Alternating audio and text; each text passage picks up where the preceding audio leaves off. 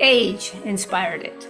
I realized that I was going to retire from teaching. I wanted to focus exclusively on bringing change. It's always lay at the core of what I had. It's why I got my doctorate and became a professor, was so that I could bring change through teaching. And in that process, I had a chance to just spend years studying ethics in animals, and that was the focus of most of my work. And I looked at it from the environmental angle, I looked at it from the religious angle, I looked at it from the sexist angle. So all that was very much a part of what I was doing at the university. Mm-hmm. And I just thought, I don't want to work forever in this job. I need to quit here, I need to retire, and I need to then get what I know written and as easily accessible as I can. Yes. That's why I created that book and why it's so cheap. And ultimately, I want to get it online. I want to get the information somehow on a website so that anyone can access it, at least in some shortened version. So the whole point is that of my retirement and of Tapestry is to try to take all that I've had the privilege to learn and to invest my time in knowing about, try to turn that around and get it out where it can do more good. Welcome to the Better Life for Animals podcast, where we amplify the voices of animal advocates, sanctuaries, and changemakers working toward a kinder, more compassionate world. Through powerful stories and expert insights, we shine a light on the efforts to rescue, protect, and advocate for animals. Be sure to subscribe wherever you're watching or listening. Every follower helps us reach more people. And support animal sanctuaries. Enjoy the conversation. Our guest today is Dr. Lisa Kemmerer. Internationally known for her work in animal ethics, Dr. Kemmerer is the founder of the educational vegan umbrella Tapestry. With a Master of Theological Studies in Comparative Religions from Harvard and a PhD in philosophy specializing in animal ethics from Glasgow University in Scotland, Lisa taught for 20 years at the university level. She has written more than 100 articles, anthology chapters, and 10 books, including In Search of Consistency, Animals and World Religions, Sister Species, and Eating Earth. Dr. Kemmerer retired in July of 2020 to become a full-time social justice activist with Tapestry. Lisa's sense of wonder in nature, smallness of self, and simplicity of lifestyle were enhanced by climbing and backpacking, month-long kayak trips, a bicycle trip from Washington to Alaska, and several close brushes with an early end. Travel abroad has also shaped her worldview. She worked as a forest firefighter and nurse's aide in a nursing home to buy a ticket to the South Pacific, where she hitchhiked around listening to the views of hundreds of diverse locals. She also traveled parts of Asia, where her understanding of time, necessities, and community were altered by rural Burma and Bangladesh, and in little villages on the high ridges of Nepal. Lisa earned her undergraduate degree in international studies at Reed College, where she found her first anymal activist organization and earned a competitive Watson Fellowship that took her on a 2-year journey to explore the place of women and animals in religions. She ventured to remote monasteries and temples in northern China, spent a month at the Dalai Lama School in North India, visited the holy sites in Israel, stayed with Palestinians, and visited patients at West Bank Hospital, and traveled to remote hermitages in mountain ranges of Egypt and Turkey. Lisa, welcome to the podcast. What a pleasure. Thank you. Thank you. Boy, that was a thorough bio. You Nice. have a very rich background. We didn't want to leave anything out. Thank you. It's very kind of you. One thing that really stands out is how much time that you have spent in several different cultures, as well as in nature. Today, so many of us live in urban settings, so we don't really get to experience much of nature as a part of that bigger picture. That's one of the reasons I want to highlight animal sanctuaries. I'm wondering, how important is it in your experience to spend time in nature? It's essential. Absolutely essential. I get out every day for at least a couple of hours. And for me, it's a time of reflection and peace, happiness. for me. And this is the beauty of dogs, of course, is that the cats are quite happy to be in here with me, but the dogs eventually say, "You are done working today." And up we go and out we go. And I live in a place where I'm privileged to live in a place where it is quiet and peaceful and beautiful, where I can just be at ease outside. And I also like to dig in the garden, and I'm familiar with the trees and the plants in my area. I grew up, not too far from here. And it matters a lot to me, the familiarity and beauty of my surroundings. And I often think how, it's a privilege to get to live in the country. I absolutely am privileged. And I think if I had been born or in a situation where I couldn't, how different I would have been. I can't even imagine it if I'd grown up in the center of a big city. I can so relate. I have dogs as well, and I may not want to go for a walk, but they insist, and I made a promise to them, so we walk every single day. One of the funniest things about my dogs, I actually love a good storm. There's nothing I love better than the power of nature. And so we're expecting a storm, I can't wait. I want to go out in it. I have to be careful I don't get, beamed by a branch or a tree, but I cannot wait to go out. And so my dogs are always ready to go out. And then they'll see a storm and they'll kind of look at me like, "Really? Seriously?" And I'm like, "Yep, here we go." They get their little jackets on and out we go. But I just love a good storm. It's part of loving nature is to love all of nature. Absolutely. How does Tapestry's direct action work, such as wildlife rescue and volunteering at shelters, complement all these things that you're talking about today? Complement.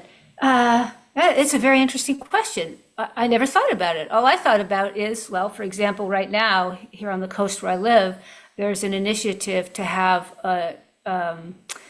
traditional whaling restarted for indigenous peoples along the coast. And so I don't even think about Tapestry. I'm writing letters and I'm letting people know that, send in your letter. They're taking comments. How do we feel about this? I mean, we've done a lot of things wrong in life, but two wrongs don't make a right. And this is no longer a tradition. High-powered weapons and motorized boats and none of the spiritual and the fasting and the days of, preparing. This is not traditional. This is just the love of killing that is so much a part of humanity in many places in the world. And of course, we know we live in a nation that's extremely violent. And part of masculinity is that violence and that killing.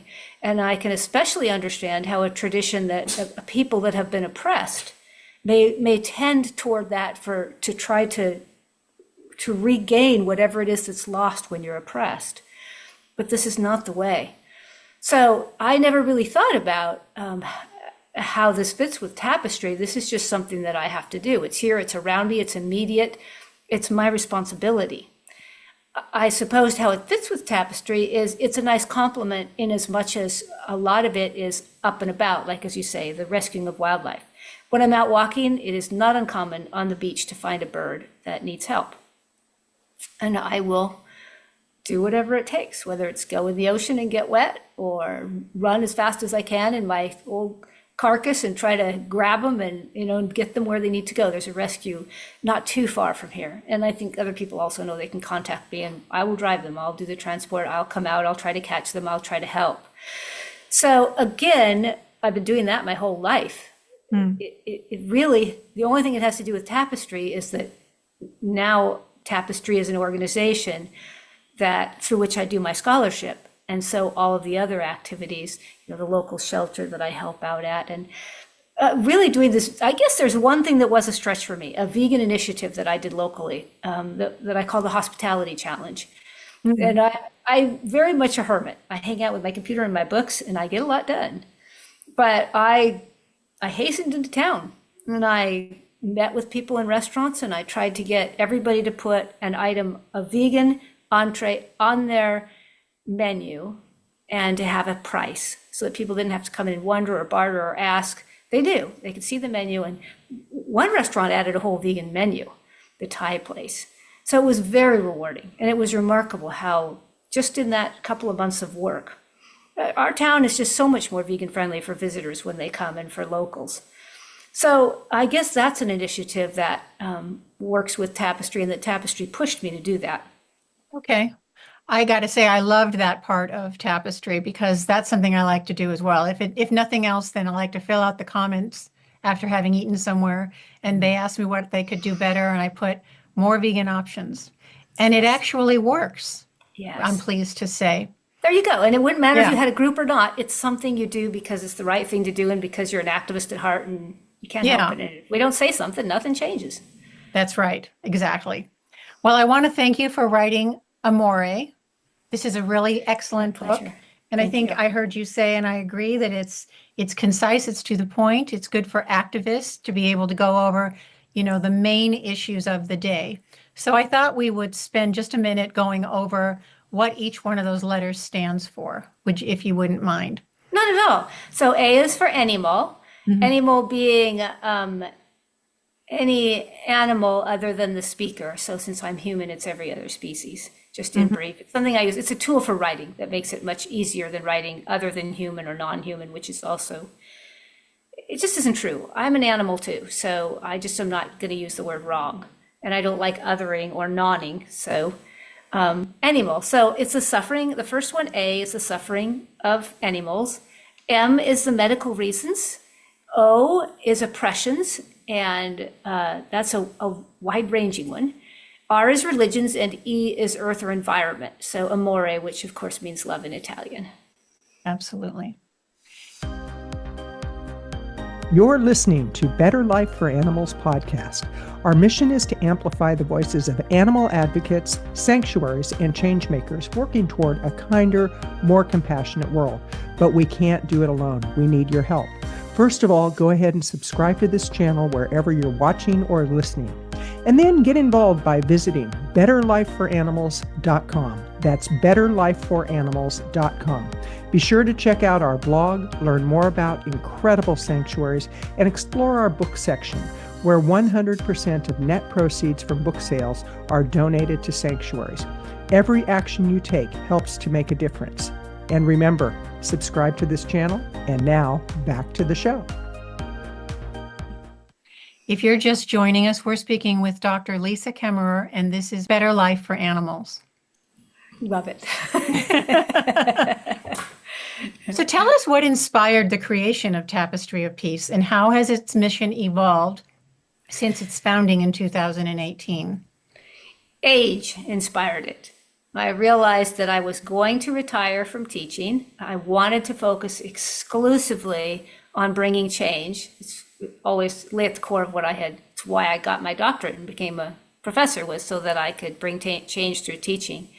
And in that process, I had a chance to just spend years studying ethics in animals, and that was the focus of most of my work. And I looked at it from the environmental angle, I looked at it from the religious angle, I looked at it from the sexist angle. So all that was very much a part of what I was doing at the university. And I just thought, I don't want to work forever in this job. I need to quit here. I need to retire, and I need to then get what I know written and as easily accessible as I can. And Yes. that's why I created that book and why it's so cheap. And ultimately, I want to get it online. I want to get the information somehow on a website so that anyone can access it, at least in some shortened version. So the whole point is that of my retirement and of Tapestry is to try to take all that I've had the privilege to learn and to invest my time in knowing about, try to turn that around and get it out where it can do more good.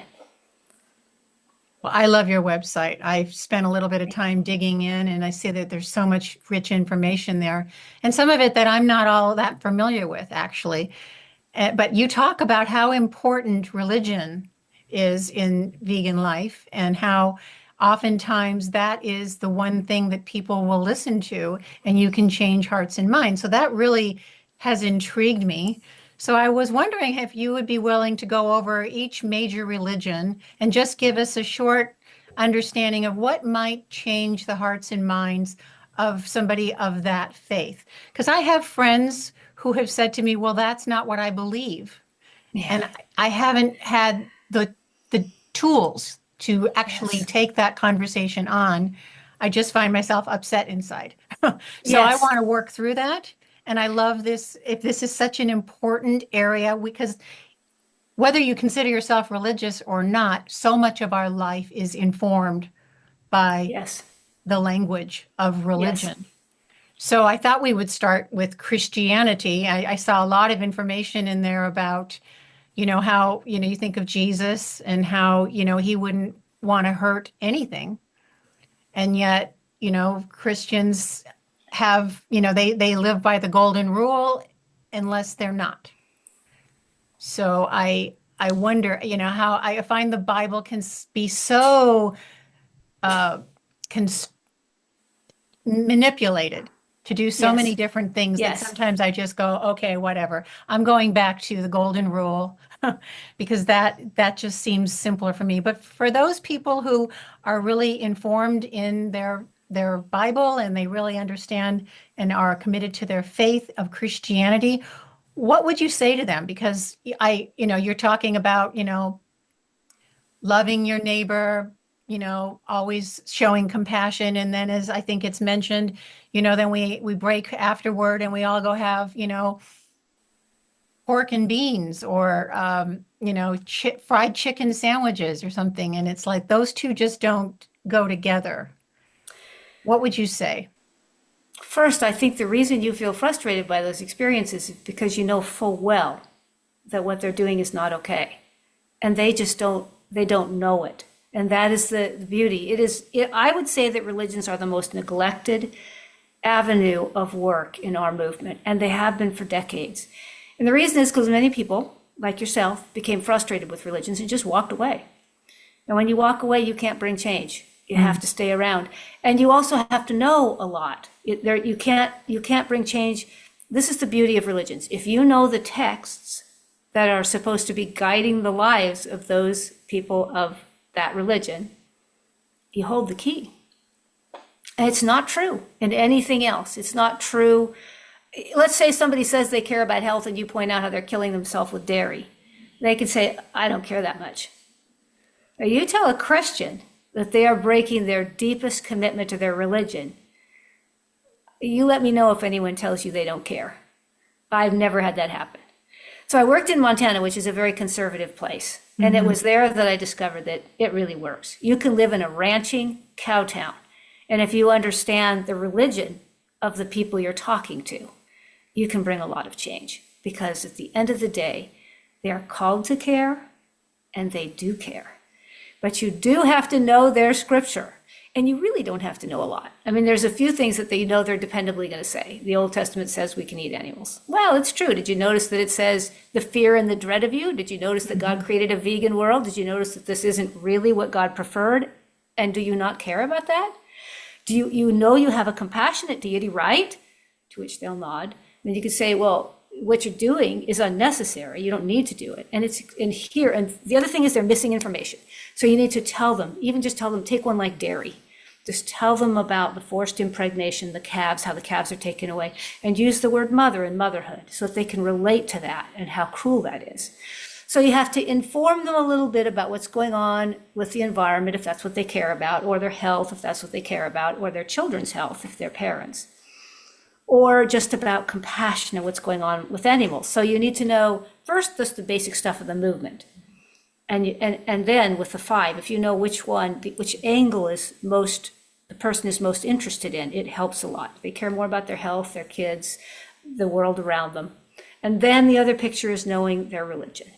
So, and I would often ask my students, I would say, what is the core of Christianity? What is the core ethic? And they could usually figure it out pretty quickly. It's love. Love's the core. So if we are supposed to love, and we are doing something terribly cruel to God's creatures, it's hard to see that as a legitimate Christian choice. And believe me, they can see it too. And the other things they'll bring up is they'll say, some that know a little bit more might say something like the breath of life. Humans have the breath of life and other creatures don't. It is not true. They're looking at English translations that are incorrect. So that's where just a little bit of reading and research, and you can answer to some of the things that they're likely to say. And you can also tell them the things that they need to know and remind them of the things that they absolutely are core to their hearts as people of faith. So you can see how it's just very different than talking to someone who's not religious about suffering. I mean, these are moral concerns. And one of the most important things about religion is teaching ethics. So knowing the religious ethics, and every one of them teaches compassion. So you could just start right there. You don't even know, you don't have to know which religion it is. If somebody says they have a religion, you could just say, oh, so, do you learn about love or caring or compassion or ahimsa or whatever the word might be. And you already have an in, but the more you know, the better chance you have of reaching them. Okay. How about, Jesus and fish? What comes up around that? Jesus, as a man, as a human being, I can't say he never ate fish. I don't know. Scriptures don't say that he ever ate fish. For a human being to swallow a piece of fish, no, I shouldn't say human being, for a spirit, for someone who has died and risen. And if you look at, this is something I wouldn't say to most religious people because you can't talk about mythology, but I know from studies across the tradition, when you eat something, it demonstrates to others that you're embodied. So if you get taken into the underworld in a Greek and you eat something, you can't come back up. So there's things, eating something is important. It has a lot of importance. That doesn't matter. The point is, this is a spirit. Jesus is dead. Jesus is dead and has risen. And he's not having fish for lunch.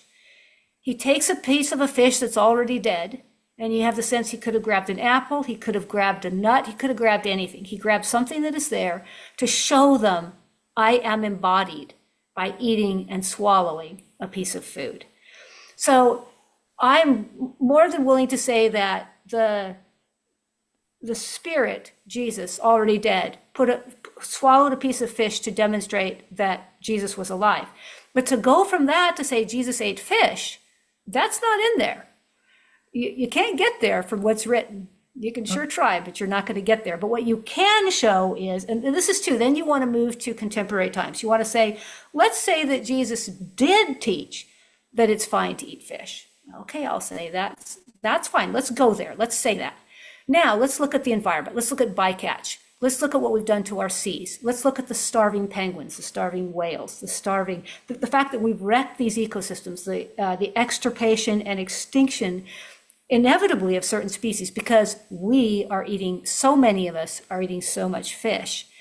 Now, if you look at Genesis and you look at creation and you look at the fact that in many places, especially in Psalms, it says how much the Creator loves what has been created. And we are told explicitly in Genesis 2:15, I believe, you are to protect and tend the world. That is the only place that we are told explicitly what we are to do. Protect and tend creation. So we have to ask ourselves, if that's our role, if we are to be, the other thing they'll bring up is being made in the image of. And being made in the image of, and again, historically, it means that you are, in the image of God means you are behaving as God would behave. And again, I go through this in the texts that show it. But the point being, if you are eating fish and it is wrecking creation, is that what we are told to do? Is that keeping and tending, protecting and caring for creation or fish?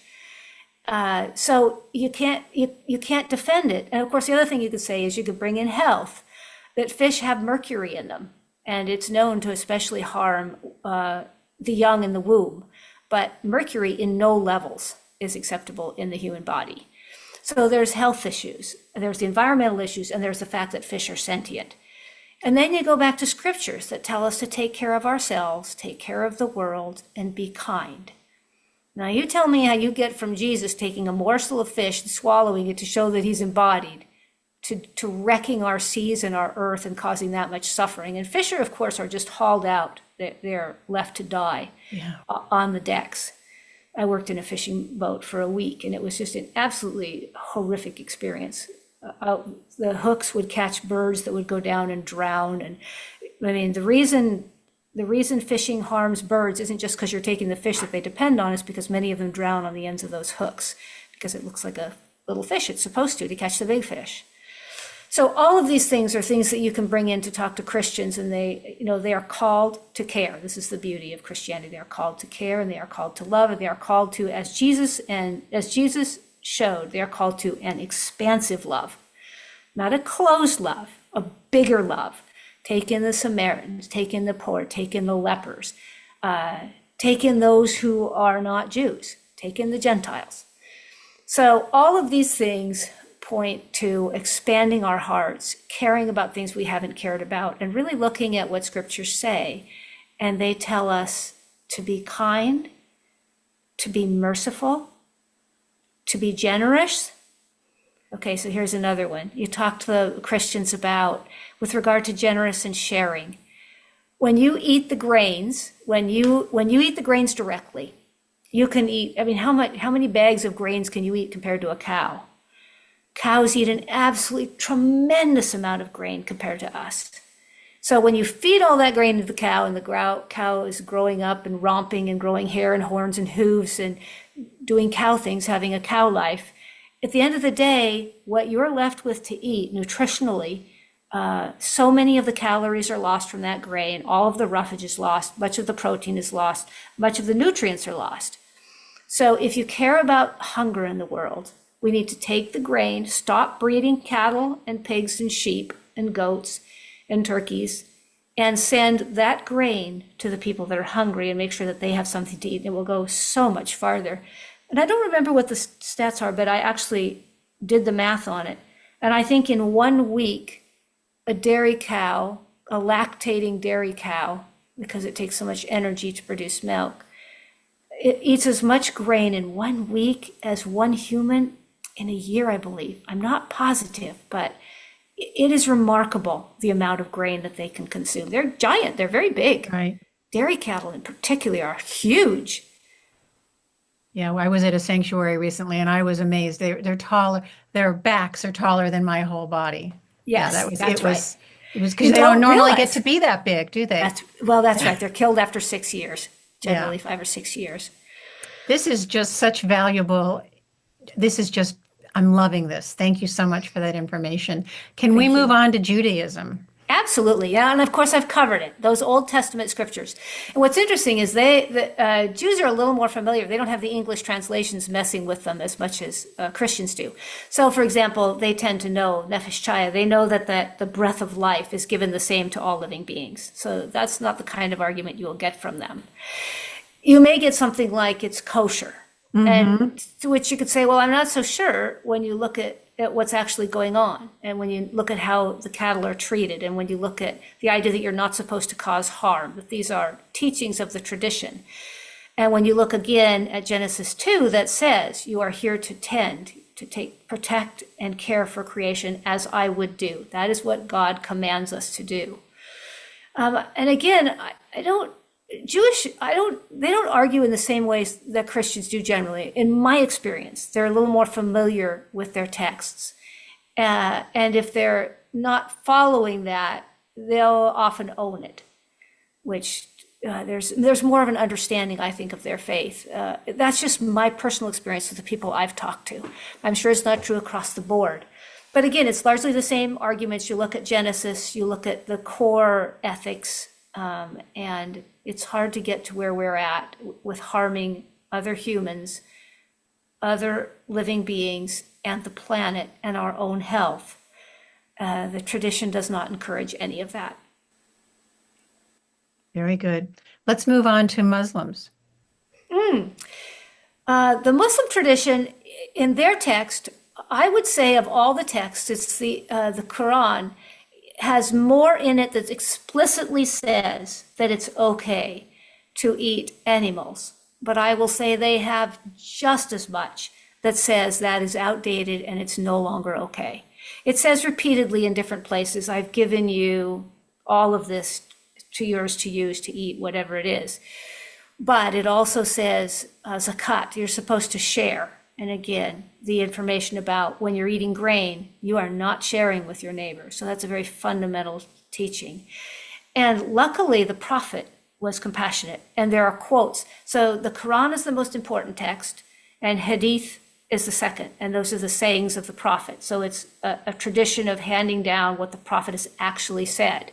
And there's lots of texts, and some of them are better known to, they have like levels of authenticity. So there's some really strong hadith where the prophet is saying things like, somebody's going to kill some ants, and he says, don't kill them. They are a community that praises Allah. So, I mean, these are clear. If the animals are praising Allah, which there's no question that the Quran says that, there's just a celebration of creation, just similarly as in the Hebrew Bible. So there's texts in there that say you are to love and caretake creation and your neighbor. And again, need we go through it? You're wrecking your health. You're hurting the beings who have been created, who the Creator cares about. And it says clearly the Creator sustains them in the Quran. And you're hurting the earth, the creation, which we are vice regents. We are told that we are vice regents in the Quran, that we are here to serve God, to submit. Islam means submission. So we are here to submit to God and to serve God. That's our primary task. And obviously doing that isn't about satisfying our whims, but recognizing what the Creator would prefer for creation. I think I saw, it was when Christspiracy, this documentary that's out, and they were showing Buddhists who do not believe you should kill anything, but it was okay to eat something that had been served to them because they didn't participate in that. Yes. I struggle with that one. So yes. Maybe we could talk about that one. Yes. So historically, remember that the monks begged, and they begged in places where meat was eaten. So the idea was you can't kill it. You can't participate in killing it, and they can't kill it for you. But if you go out to beg and they have meat and put it in your bowl, you can eat it. So, right, that gives clarity as to how that was handed down. Yeah? Okay. Yeah, but that's just the scriptures. Now, this is where you have to know more. But the first precept is do not kill. And it does not say human beings. The first precept, do not kill. You cannot drink milk without paying for killing. So this is not begging. This is the person putting their money down on a counter for a product that causes death and suffering. Ahimsa, a key idea, this idea of compassion and kindness. So again, it's like a Christian arguing that the Old Testament says you can eat meat. Well, if that's the only line in the whole book that you know, you might be able to get away with that. But when you know the broader teachings and you know the context in which a frustrated God tried to flood the whole earth out because they were violent and then said, fine, go ahead, eat everything, but the fear of you and the dread of you will be upon the earth. To try to argue that that's a yes to eating meat is ridiculous. And it's the same to try to argue that as a Buddhist, it's okay for you to eat meat and dairy as long as you didn't kill it, when you are as good as killing it when you put that money down on the counter. You're not a monk, you're not begging, you have choices. And in the tradition of monks, they aren't putting money down that pays for further killing. But Buddhists who are not monks and who are living in this country and are putting money down for food are absolutely buying death and suffering. And there's no way to get around that. And there's no way to get around that Buddhism is very clear about compassion, about ahimsa, about not causing harm. And that first precept, which says, do not kill. And there's another thing, and I would add it, the Hindu, the Buddhist, and the Jain traditions all believe in reincarnation and karma. Mm-hmm. So that means that the spirit in my lively little dog, who has been very good and very quiet, that she has an atman, a soul in her that has lived for eons. The time scope in the Western tradition is often, they'll say 5,000 years. Out of India, there's a sense of cycles of eons of time that have no beginning and no end. So it's just the time scope is beyond what our brains, it's beyond anything our brains can comprehend. So if you think of that soul being born in bodies, eons and eons, there is no question that at some time that soul was my beloved child, my beloved grandmother, my best friend, my soulmate.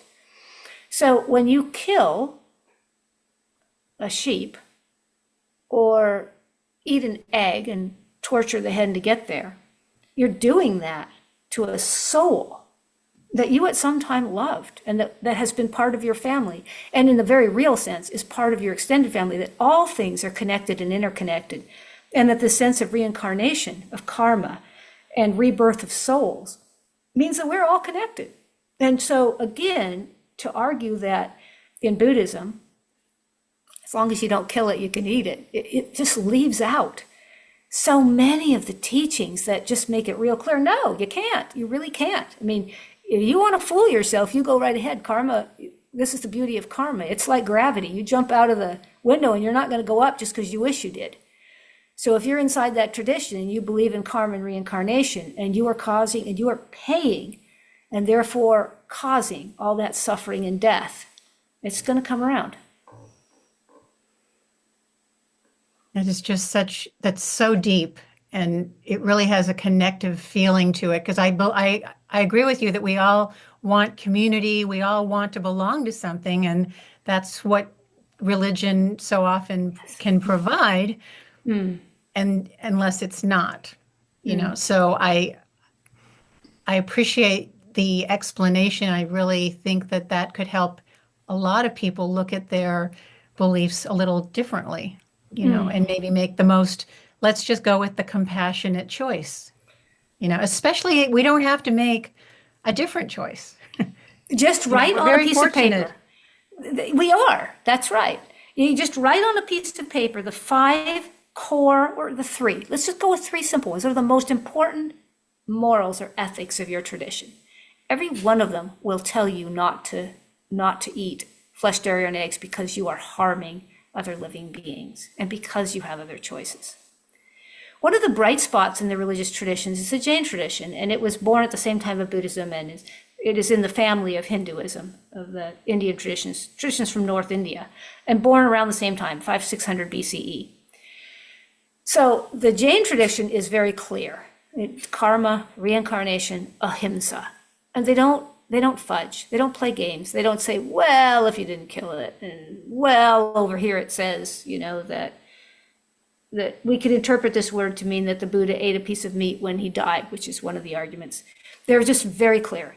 This is what it says. You are to not to harm or kill. That karma and reincarnation tell you that when you hurt someone else, it will come back. In the Buddhist tradition, there's a saying like dust thrown up against the wind. And I love that saying. And there's another saying, they're both from the Dhammapada, that your bad acts catch up with you as surely as drops of water will fill a bucket. So the Jain tradition gets that, and they don't mess around with it. And they're just very clear. You don't eat any kind of flesh. You don't eat eggs, but you do eat dairy. And that is the problem that tradition has to work with now. And they don't deny it. If when they learn about the suffering that goes on in our dairy industries, there is a very strong movement inside the religious tradition to accept that in the olden days you could share milk with a cow and you weren't hurting anybody, but that's not true anymore. No. How does Tapestry use poetry and visual art to change perceptions about animals and their individuality? So I really love art, and so it's something that comes right out of my childhood. I've always been drawing and painting, and at some point I realized it's time to start painting animals, give them personality, give them individuality, give them individual names, and then a lot of it's in the title. I'll write something like, I just painted a salamander, and it may be something like, Sally not only loved her wetland homes, but couldn't live without them. So something to help people think about something a little deeper. And I have one I think it's of 2 sheep, and it says something, no, it's 2 pigs, and they're kind of looking quizzically up. And it's something like, and I chose biblical names. Sarah, let's say it's, I don't know, Sarah and Mabel, I've forgotten the other. No, Sarah and Mary. Mary and Sarah, despite being born in a humble stable, were endlessly hopeful. So something like that just will help people think about these beings. And so it's using words mixed with visuals. And the poetry, of course, it's using words. It's straight up. It says very clearly, and some of it it questions Christianity in particular for the cruelty There's one about eating a celebratory meal. It's an Easter meal. And I just talk about the fork stabbing the flesh. And, it's done in almost a whimsical, humorous way, but there's no missing what that poem is saying. So it's just another form of activism. It takes me away from my books and my computer and gets me playing with colors and words in a different way. What role does mentoring activists and scholars play in achieving Tapestry's vision for animal welfare? I recognize that one of the biggest avenues of change for this movement, one of the most important, and again, it's kind of behind the scenes, I don't think many people are aware of it, but having been an activist all my life and having been a student and a scholar, I recognize that the student-scholar role is extremely important. It's how you get books out there. It's how you educate students who then go out into the world, and you educate teachers who will sometimes change their mind when faced with the rational look at ethics. If they're studying ethics, they probably care about ethics, and then they will again influence many, many other students when they become teachers or when they become writers. So just the teaching and the writing and the education is extremely important. I lost sight of your question. I think you have answered it, because mentoring, passing it on to, the future generations is everything. We interviewed somebody earlier, I think she might be 30. And I'm like, you're the one that's going to make, that change. Yes, that's right. In a way that maybe we can't at this point.